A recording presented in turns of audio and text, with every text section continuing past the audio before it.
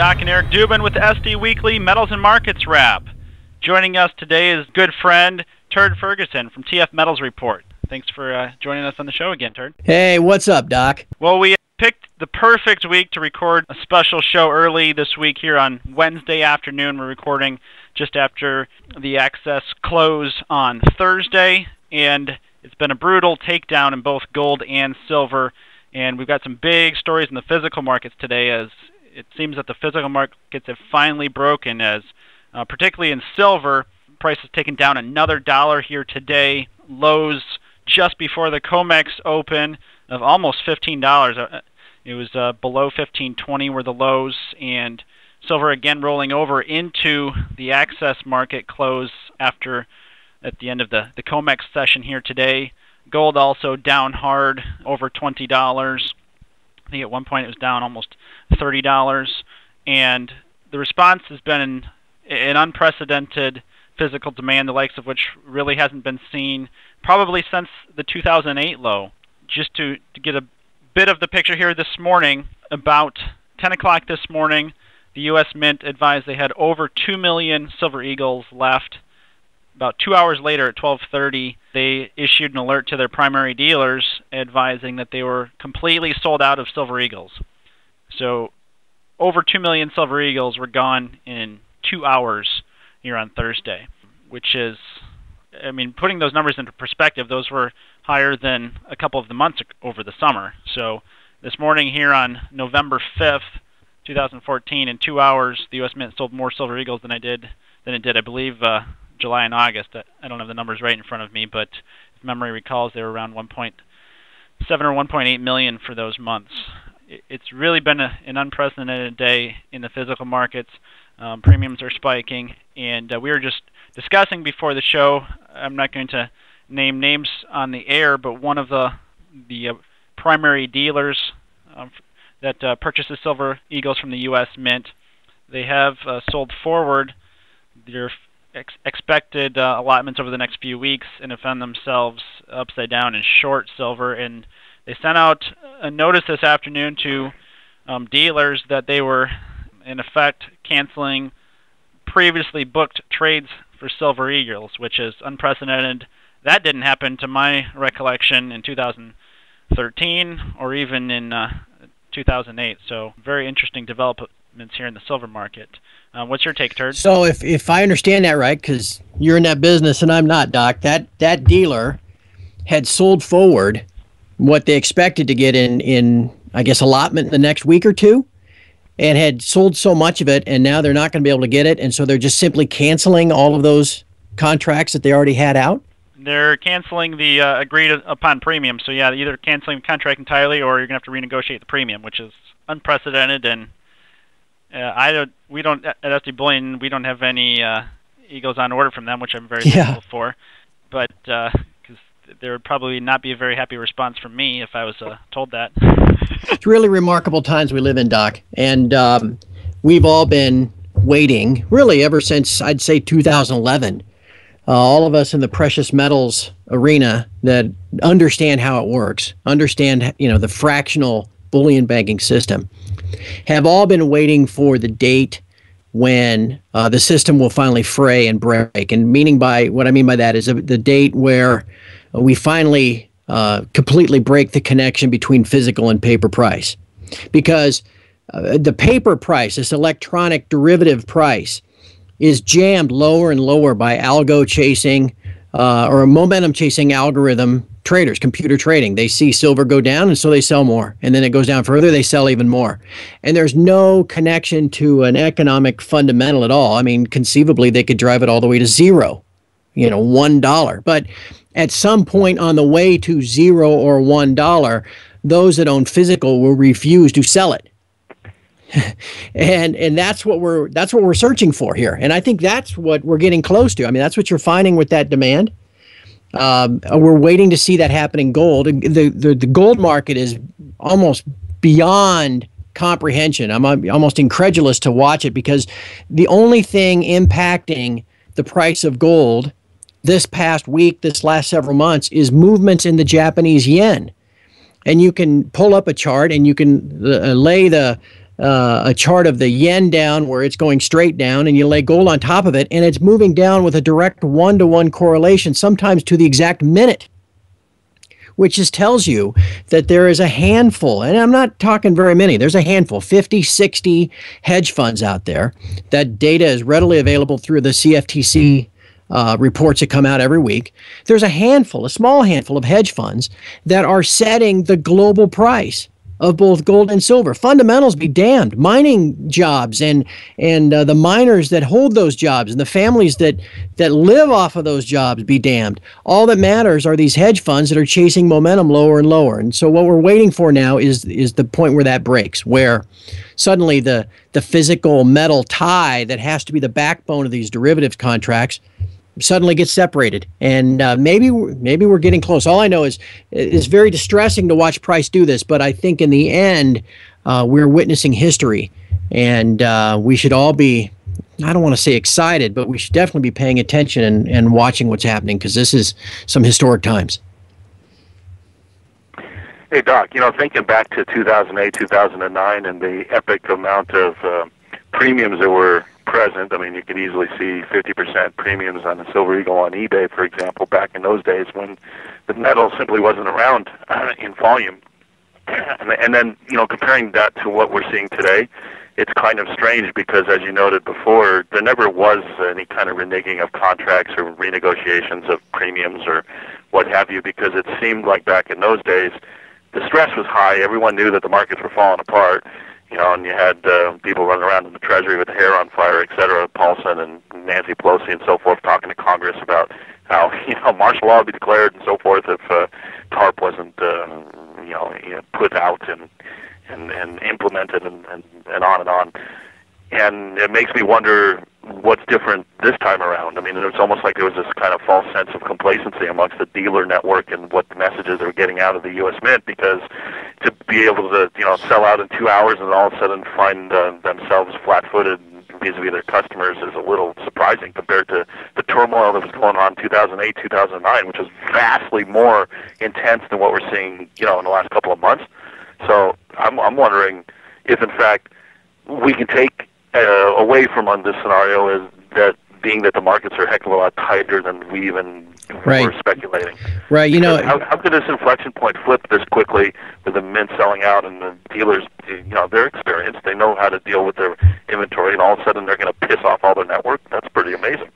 And I think Eric, what I believe the difference between now and the last time is the U.S. Mint was not even allocating Silver Eagles yet. The dealers all the way up until this morning had been to purchase as many as they wanted. And then rather than usually the U.S. Mint, when supplies tighten, they go down to an allocation. So rather than you can buy 500,000 coins a week, boom, now you're allocated. You can buy 200,000 and just premiums accordingly. If you've oversold, you just start selling on the next week's allocation.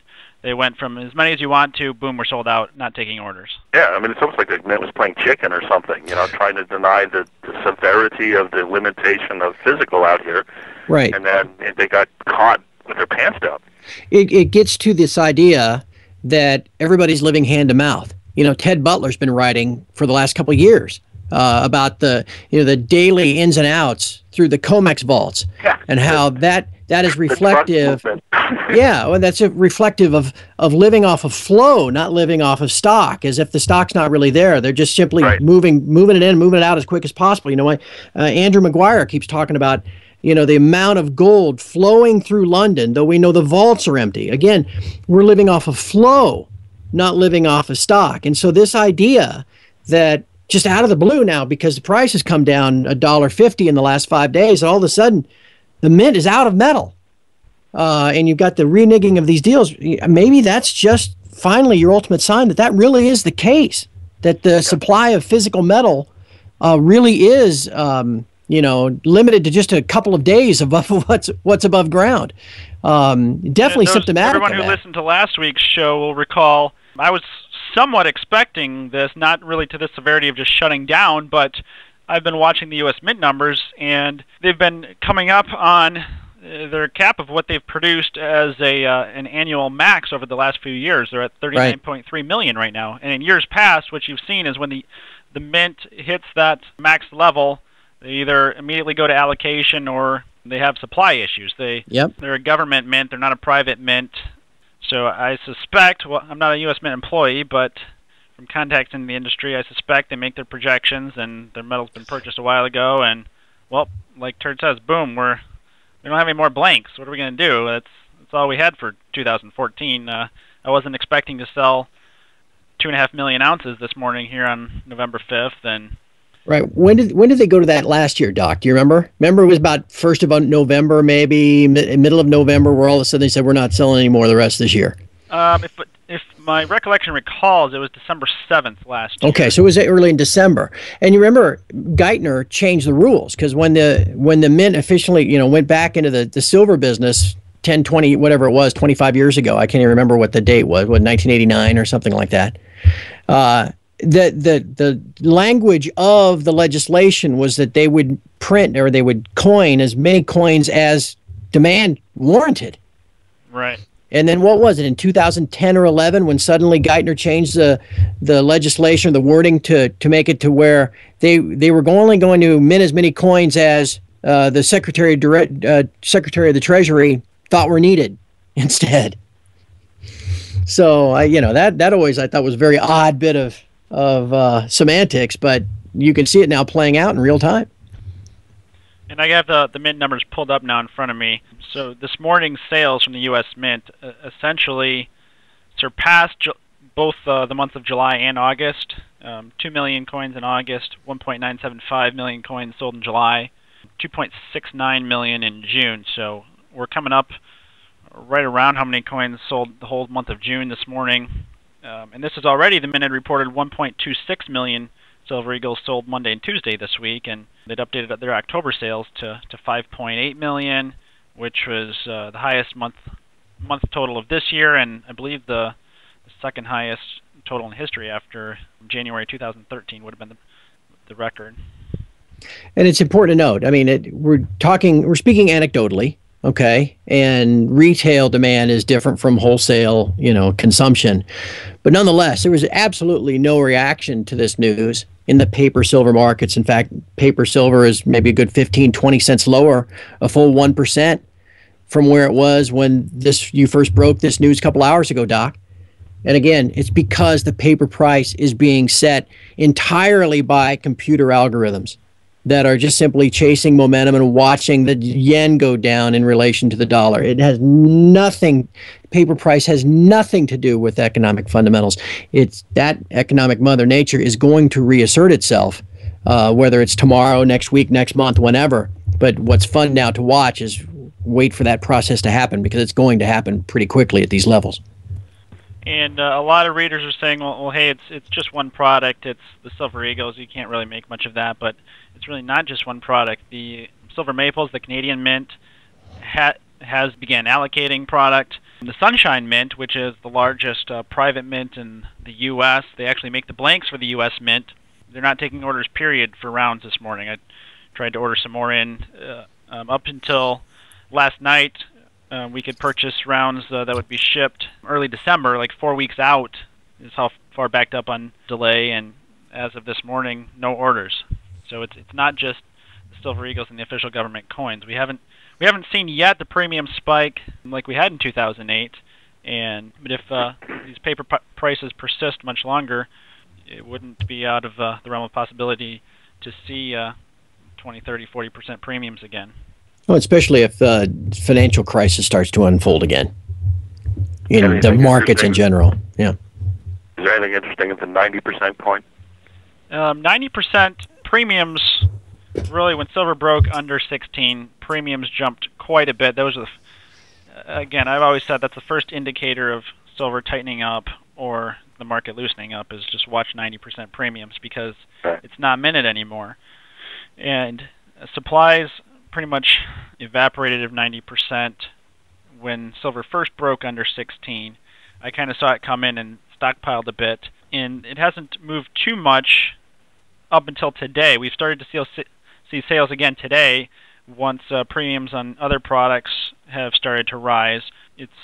I mean, as a silver buyer myself, I love 90% when it's around the price of a round or or a bar or something like that. But like back in 2008, if 90% is $3, $4, $5 over spot, and you can get a Silver Eagle or a new coin for under that, you're probably going to go with the new coin. But now with other premiums kind of rising similarly today, we've started to see 90% sales pick up again. And so again, that was really the first indicator of the market starting to tighten about 10 days ago, was premiums and jumping on the 90% and supplies dropping down substantially across the industry. Well, it's definitely interesting to see what's going on in the stocks as well. The miners have been very active, as one would imagine, and if you look at GDXJ as a good sentiment gauge for where the more hotter money, more speculative money in the mining segment is, and where the flows are going. I mean, we've got a level of volume collapse in the month of October and going into November that is it's pretty phenomenal. I mean, on the last show we talked a little bit about this, and I described it as kind of a soft capitulation, not traditional spike down where in 1 or 2 days you get a big washout and everybody's freaking out, and it's just kind of like it's very clear that it's a washout. But it's similar to that in that it's just taking over a longer period of time. I mean, the GDXJ has a negative on-balance volume of about 150 million shares. And in this last 30-day period, almost the entire number of shares have turned over in terms of the transaction volume.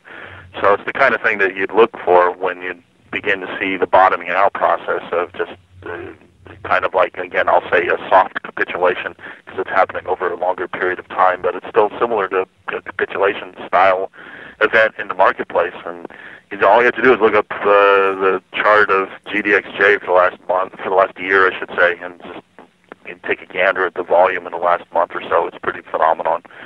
So, I mean, even going into the close today and into the after hours, we had probably about 7 or so million net positive buys. People are buying the dip.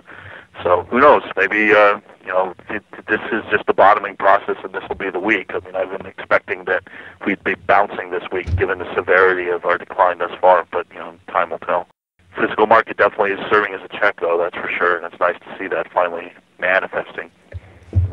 But it just nauseates me, Eric, and I know it does you as well. I mean, commodity law is not set up for commodities markets, futures markets to work this way.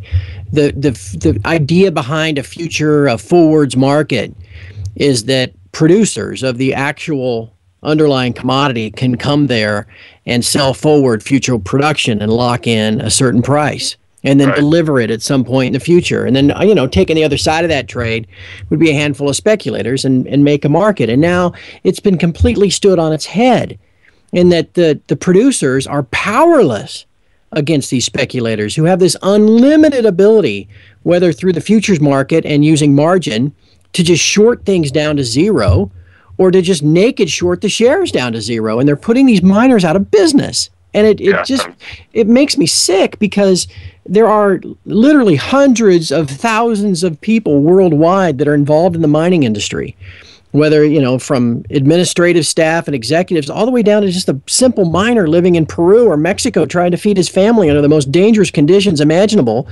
And these people are being put out of work by a collection of disgusting, greedy hedge funds that are just simply chasing momentum. And it's a perversion of how these markets are supposed to work, but yet it's allowed because CME loves it because it's volume, and so they make a little money on every trade, and thus next quarter Jim Cramer can go out and talk about how profitable the CME group is. And it makes me sick, and I wish I had some kind of power to affect change, and it's really hard to watch knowing that you don't have the power to affect the change. If Bird was king, what would he do? I got a few things in mind. The big red easy button. I got a few things that would come to mind immediately, believe me. Well, it's not just the mining industry. I mean, this whole distortion of what our 400-year plus futures markets, where the speculator would marry with the producer, and you get this kind of symbiotic relationship that is the beauty of capitalism. All of that has been flushed down the toilet.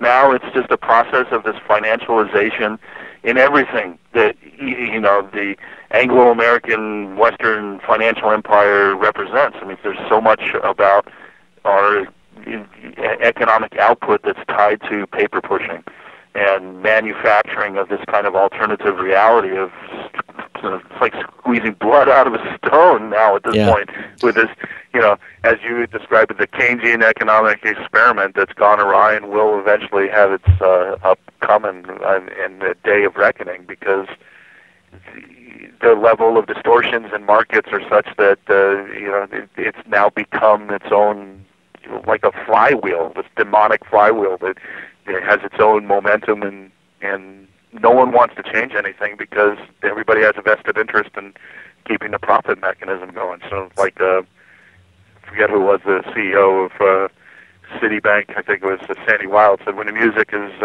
playing, you just got to get up and dance. You don't stop until the music stops. Back in 2007, 2008, when everyone and their dog in the banking system is going berserk.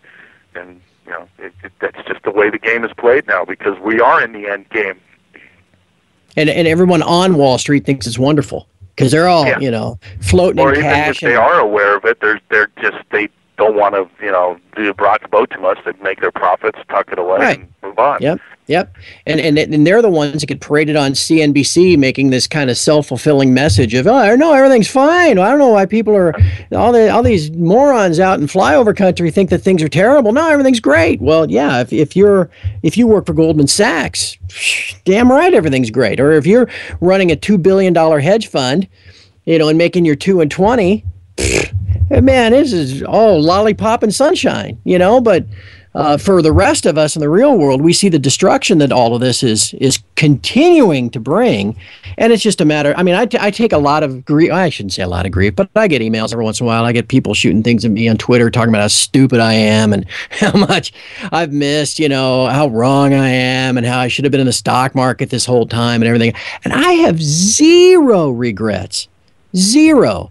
Because again, I don't own physical metal because I expect the paper price to appreciate 50%, by Christmas. I own physical metal because I know the system is doomed. And the fact that it's somehow continued to this date doesn't make me wrong. It just makes my timing off a little bit. Eventually, though, the value of my physical metal is almost infinite. Well, Turd, let's change gears a little bit here.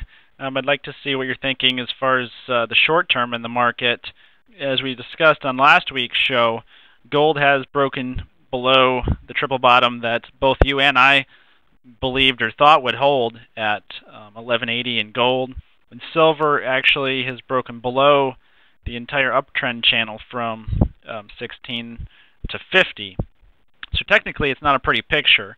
Now that said, we do have a jobs report on Friday that lately over the last 3 to 6 months, we've seen month after month, especially on FOMC release months, that the metals are hammered following the FOMC release and actually get a bit of a bid on the jobs report. What's your, and again, here recording on Wednesday the 5th, we're finally seeing some signs that the physical market may not allow it, but in silver particularly, there's not a lot of technical analysis speaking support level all the way down till about the $9 level. So what's your take, I guess, on the short term? How bad could the pain get, and how bad is the pain likely to get? Well, there is a low on the silver chart from about, February or April of 2010 at 1465. And so quite a few of us have been looking at that level ever since we broke down through 18.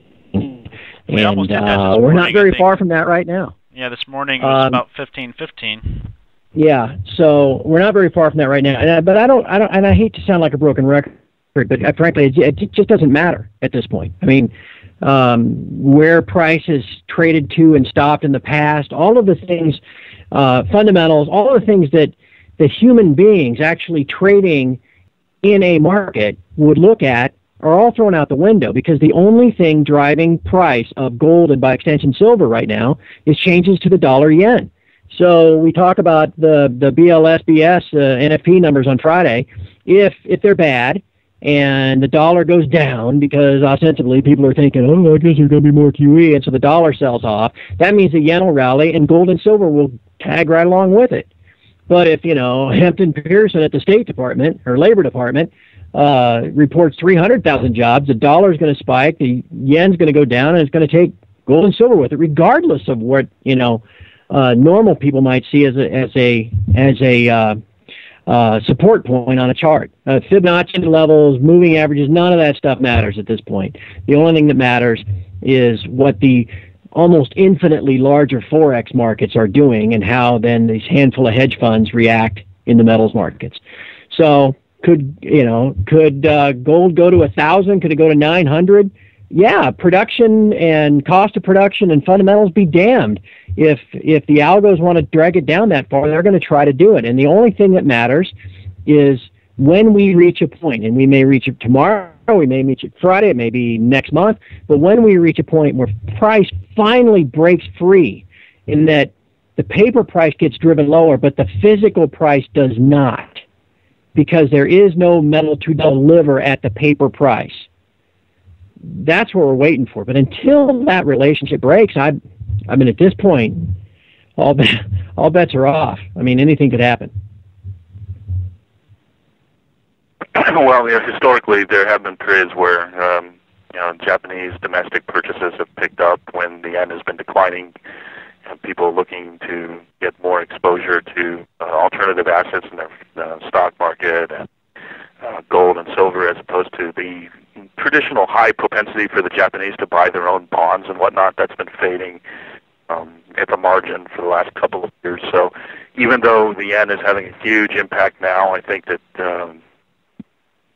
this waltz that's going on between central bankers taking turns doing quantitative easing is going to extend longer, with Japan cranking out the fire hose of liquidity longer than the declining in the yen having an impact on the price of gold and silver in turn. So even if that dynamic where the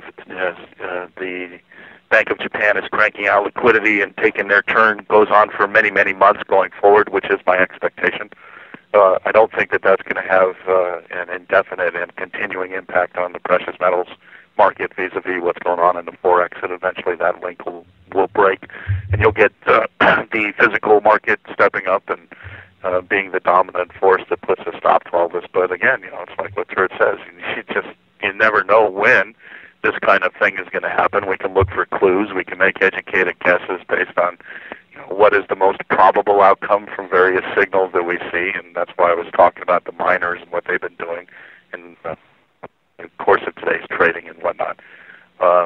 It feels like that we're getting to the point where it just can't get that much more downside because of the physical market, but you never know. So anyway, I still think, as I said in last week's show, that on a total week basis, that we will see this week not fall much more, and that ultimately setting up for the bounce that'll be beginning this week on a net basis or early next week. Well, let's hope Eric's right, and certainly both metals are extremely oversold right now. And these are the times where, particularly with the jobs report on Friday, we can see a fairly violent short squeeze to the upside. So I'd definitely pay attention to the screen Friday morning, 8:30 Eastern Time on the 7th. Before I forget, too, we should also toss in that earlier this morning there was some kind of event in Saudi Arabia where the pipeline was burning, and you could see a video of it. In fact, I'll include a link to that in the show write-up. And initially there were fears that, this is ISIS coming into Saudi Arabia, and that you'd have a huge geopolitical turmoil and chain of events that could happen with something like that. But at least as it stands now, the story is that it was just a fire, that there was no terrorist act. But you know what they say about stories being denied 3 times before they're considered true. So we'll just have to give this a little bit more time and see more reports come out about it, more investigation. With the level of insecurity that's going around in the world right now, and that event pushed oil up $3, you'd think that it would have an impact on precious metals, and it hasn't. I mean, it's just been the rule of the last 15 some odd years or so. When any kind of geopolitical event happens in the short term, powers to be actually make sure that that's not expressed in the price of gold going up or silver. thou shalt not. You see, gold and silver as the safe haven is the rule that they wish to browbeat everybody over with. All right, we'll keep our eyes on the paper prices as a kind of an indicator of what's to come in the physical markets. And right now we're keying in on Friday morning, at least I am, for the markets here. And again, we haven't seen premiums jump up quite yet to levels we saw in 2008. Silver Eagles premiums are rising, but we're not at the what I think we had $6, $7, $8 over spot premiums back in 2008. I remember buying about a monster box of Silver Eagles when silver was around $8 and paying about 15 or 16 a coin, if I recall, something around there. And delivery delays too, were with 3 months delays out, sometimes 6 months even in some cases. But if the U.S. Mint doesn't start cranking out Silver Eagles again soon, look for those premiums to only rise from here. As again, they're not. It's not that they're just allocating production. They have halted all sales on Friday or on Wednesday, November 5th. I think we'll wrap the show this week here. Craig Turd, thanks for joining us today on a special edition here midweek on the 5th. My pleasure, Doc. It's always fun. We'll do it again whenever you'd like. That sounds good. We always love having you on the show. So, for the Doc and Eric Dubin, thanks for tuning in to this week's SD Weekly Metals and Markets. Those individuals who are in charge of monetary policy around the world, I think they're very much aware of what is coming. When I've asked Federal Reserve Chairman in the committee about this, they never said, no, that's not going to happen. They used the word orderly. As long as it's orderly, it seems to be okay.